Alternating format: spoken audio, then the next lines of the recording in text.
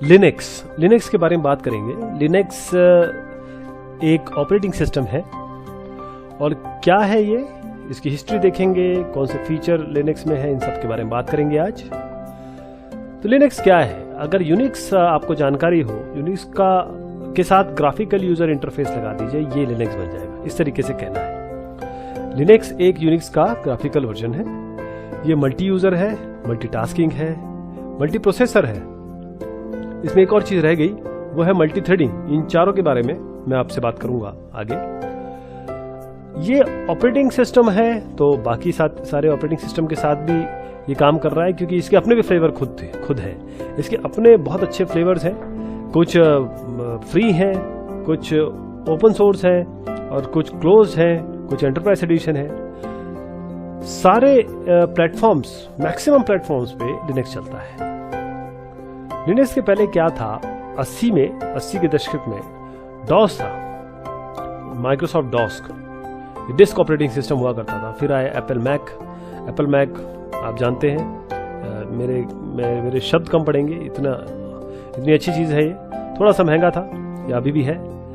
Unix फिर आया, थोड़ा ये भी एक्सपेंसिव था, लेकिन यूनिक्स के फीचर्स बड़े ज़बरदस्त।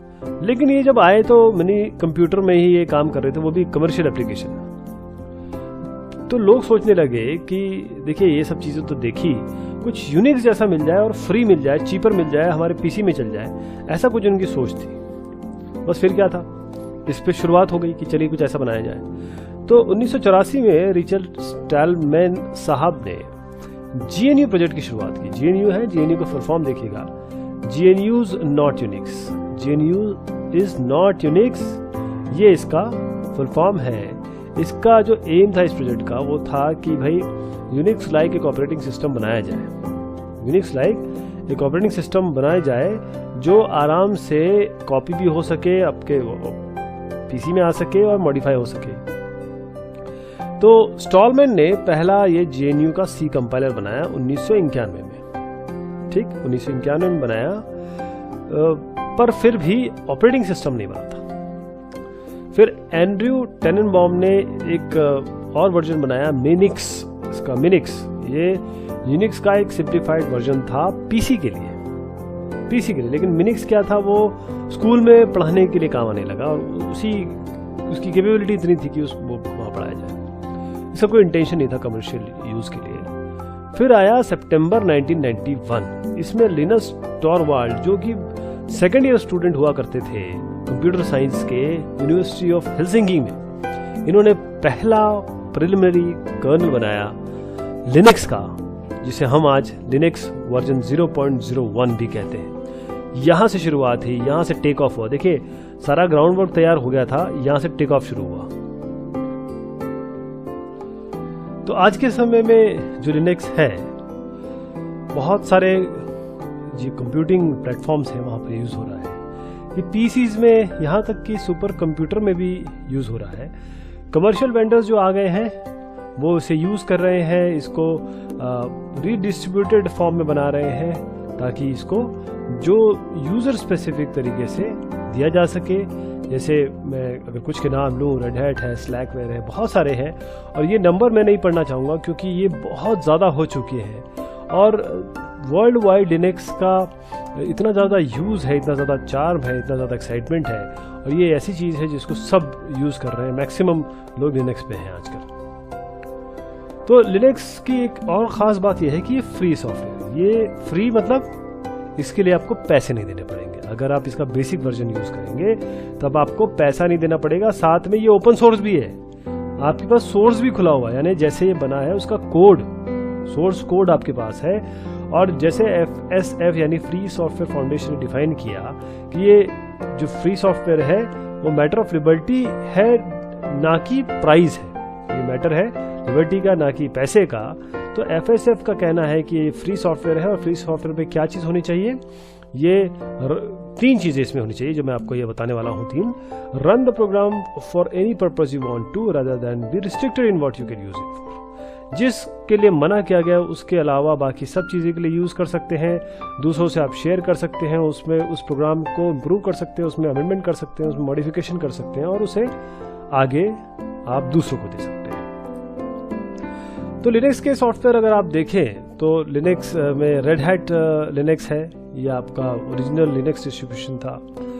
और कमर्शियल है नॉन फ्री वर्जन जैसे रेड हैट एंटरप्राइज लिनक्स है, ये बड़े बड़ी कंपनियों में है, जैसे सर्वर्स और डेस्कटॉप्स में लगाया जाता है बड़ी बड़ी तादाद में, मतलब जहाँ पर जो कॉन्फ़िगरेशन है और जो रजीम है वो काफ़ी वाइड फैली हुई है। उस जगह पे अगर आप देखें, मतलब मैं कंप्यूटर साइंस की बात कर रहा हूँ, हार्डवेयर की बात कर रहा हूँ, वहाँ पर red hat enterprise Linux use किया जाता है। डेबियन GNU लिनक्स है, ये भी एक फ्री है, सर्वर्स के लिए काफ़ी उपयोग होता है। जेंटू लिनक्स है, ये भी आपका प्रोग्रामर्स के लिए स्पेसिफिकली बनाया गया। उबुंटू पे आइए, उबुंटू जो है फ्री लिनक्स है, ये जो हम अभी बात कर रहे थे लिनक्स की, तो उबुंटू एक इसका फ्लेवर है, रिलायबल है, ये स्टेबल है और आराम से आप इसमें जो हार्डवेयर सपोर्ट है वो आपको मिल जाएगा जिस भी प्लेटफॉर्म की बात करें आपको, और साथ में कंपनीज भी इसको सपोर्ट करती हैं। और इसके काफ़ी सारे फ्लेवर्स हैं, जैसे कुबुंटू है, जुबुंटू है, डुबुंटू है, गोबुंटू है, मिडी उबुंटू है। उबुंटू काफ़ी यूज़ होता है,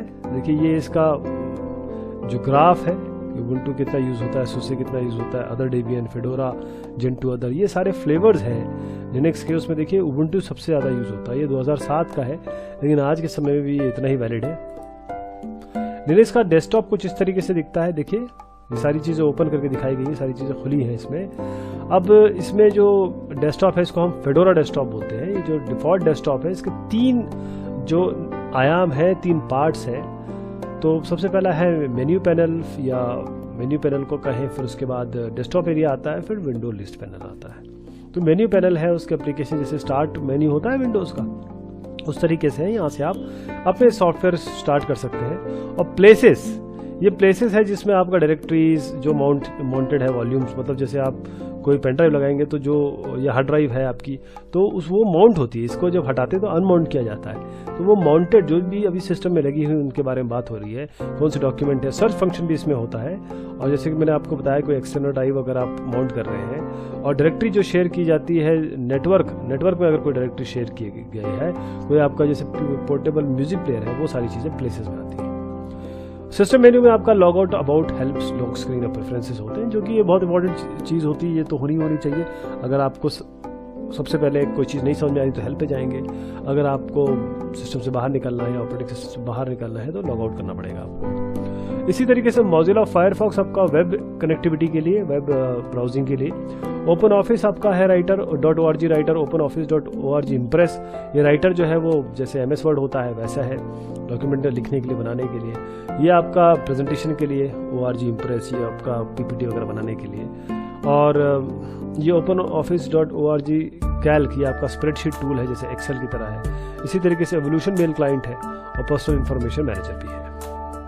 डेस्कटॉप एरिया में जाएंगे तो आपको कंप्यूटर मिलेगा, होम मिलेगा, ट्रैश मिलेगा। कंप्यूटर उसी तरीके से है जैसे कि माइक्रोसॉफ्ट विंडोज़ में आपको माई कंप्यूटर मिलता था, वो सारी चीज़ें इसमें। देखिए आप अछूते तो नहीं रह सकते, ऐसा नहीं है कि विंडोज़ सिस्टम से कोई चीज़ नहीं ली गई, विंडोज़ सिस्टम से बहुत कुछ दिया गया है। विंडोज़ सिस्टम एक तरीके से क्या कहेंगे, क्लासिक है, क्लासिक ऑपरेटिंग सिस्टम है, जो जिसके तर्ज पे ऑपरेटिंग सिस्टम बनाए जा रहे हैं, है ना।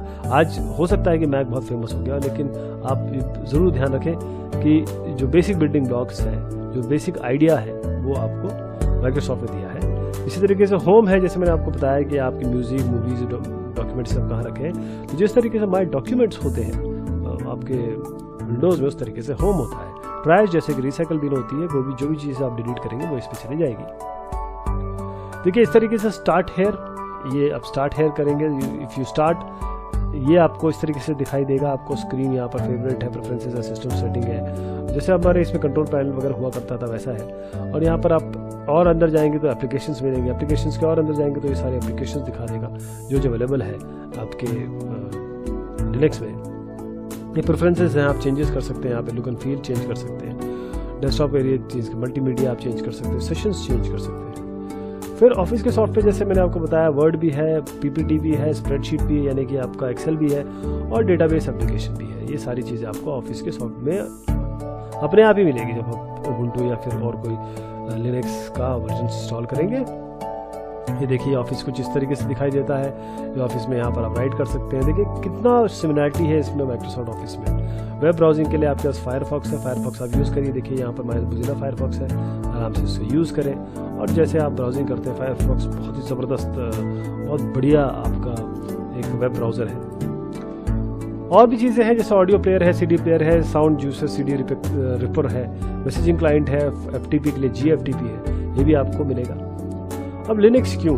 एक तो पावरफुल है, डिफरेंट मल्टीपल हार्डवेयर प्लेटफॉर्म पे चलता है, स्पीड और स्टेबिलिटी है इसमें, कोई लेटेस्ट हार्डवेयर की ज़रूरत नहीं है, आराम से किसी एक मॉडरेट हार्डवेयर में भी चल जाता है।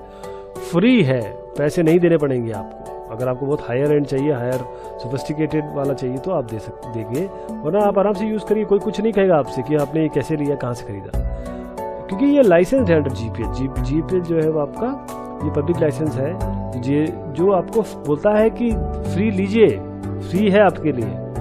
और वेंडर्स इसमें इन्वॉल्व हैं, ऐसा नहीं कि केवल लोग ही इन्वॉल्व हैं, बड़े बड़ी कंपनीज, बड़े बड़े जायंट्स इसमें इन्वॉल्व हैं। मल्टी यूज़र है, ये मल्टी प्रोसेसिंग है, मल्टी यूज़र है, मल्टी प्रोसेसिंग है। मल्टी यूज़र बनाने की बहुत सारे लोग एक साथ काम कर सकें। मल्टी प्रोसेसिंग मतलब ये होता है कि एक से ज़्यादा जो प्रोसेस है एक साथ चल सके। Supporting and utilising more than one computer processor, अगर एक से ज़्यादा प्रोसेसर सपोर्ट कर सके एक ऑपरेटिंग सिस्टम, उसे मल्टी प्रोसेसिंग बोलते हैं। एक से ज़्यादा यूज़र सपोर्ट कर सके उसे मल्टी यूज़र बोलते हैं। एक से ज़्यादा टास्क या सॉफ्टवेयर प्रोसेस एक बार में अगर रन किए जा सके उसे मल्टी टास्किंग कहते हैं। मल्टी थ्रेडिंग, अगर आप प्रोग्राम को एक पर्टिकुलर प्रोग्राम को अलग अलग थ्रेड्स के रूप में चला के एक साथ काम करा सके। थ्रेडिंग, मल्टी थ्रेडिंग जो होता है जिसमें थ्रेड आता है, जो प्रोसेस होते हैं ना प्रोग्राम अंडर एग्जीक्यूशन, उसके अंदर थ्रेड्स आप बना सकते हैं, वो थ्रेड अपने अपने काम करते हैं। तो इससे क्या होता है कि आपकी बहुत सारी रिसोर्सेज बच जाते हैं और फटाफट काम हो जाता है। ये सारी चीज़ सपोर्ट करता है। सबसे बड़ी बात ये कि ओपन सोर्स भी है, आपके पास अवेलेबल है। अब इतने सारे लोग आपके पास है, ये लोग इस पर काम कर रहे हैं, लोग इसके बग फिक्स कर रहे हैं, लोग इसकी प्रॉब्लम दूर कर रहे हैं, लोग इसमें एडिशन कर रहे हैं, तो हुआ ना ये रिच है ना, इसीलिए ये इतना ज़्यादा यूज़ होता है। सिक्योरिटी, क्योंकि लिमिटेड एक्सेस है। अब अगर देखिए कि जो चीज़ें क्लोज्ड उस व्यू में होती है, क्लोज्ड होती है, जैसे विंडोज़ और माइक्रोसॉफ्ट विंडोज़ और इन सब के साथ दिक्कत ये है कि ये ओपन है ना, तो इसमें वायरस आने की चांसेस है। ये तो लिनक्स तो क्लोज है, फिर भी थोड़े बहुत वायरस तो हो सकते हैं, लेकिन जहाँ तक लिनक्स का सवाल है काफ़ी सेफ, कोई सिक्योर है, वायरस फ्री है। जैसे मैंने आपको बताया कुछ तो हो सकते हैं रिसर्च वायरसेस, लेकिन आमतौर पर ये वायरस फ्री भी है और ये सिक्योर भी है। मतलब आपका फोल्डर, आपका फाइल, यूज़र प्राइवेसी होती है इसमें, तो सिक्योरिटी और जो वायरस फ्रीनेस है दोनों इसमें अवेलेबल है। अप टू डेट है, आराम से अपडेट होता है, बहुत फटाफट अपडेट होता है। कंपेटिबिलिटी भी है, आप ये नहीं कह सकते कि भाई मेरे पास विंडोज़ 98 था तो मैं विंडोज़ 95 पे चला जाऊँ, है ना। आज ऐसा हो गया है कि जब विंडोज़ 10 आया तो विंडोज़ 8.1 या विंडोज़ 7 डायरेक्ट विंडोज़ 10 पे जा रहे हैं, लेकिन पहले ऐसा नहीं था। तो उस समय लिनक्स वॉज बैक कंपेटेबल, कोई भी दूसरा वर्जन आएगा पहले वर्जन पे से वो कंपेटेबल होता है। तो एक बार और ज़रा एडवांटेजेस देख लें, क्योंकि लिनक्स की इतनी हमने बात की, तो एक बार इसको समराइज़ करें कि पहले तो ये स्टेबल है, फ्री है, वायरस इसमें नहीं आते, ठीक। और इसमें बहुत सारे प्री इंस्टॉल्ड सॉफ्टवेयर चले आते हैं जिसका आपको काम है। अब आपको कुछ ही तो काम होते हैं, हर आदमी को कुछ ही काम होते हैं, और वो सारी चीज़ इसमें अवेलेबल है। स्लो नहीं होता है, डिफरेंशिएशन की ज़रूरत नहीं है, आराम से मॉडरेट सॉफ्टवेयर में भी चल जाता है। और कुछ नया सॉफ्टवेयर डालना है तो बहुत आसानी से इसमें डल जाता है।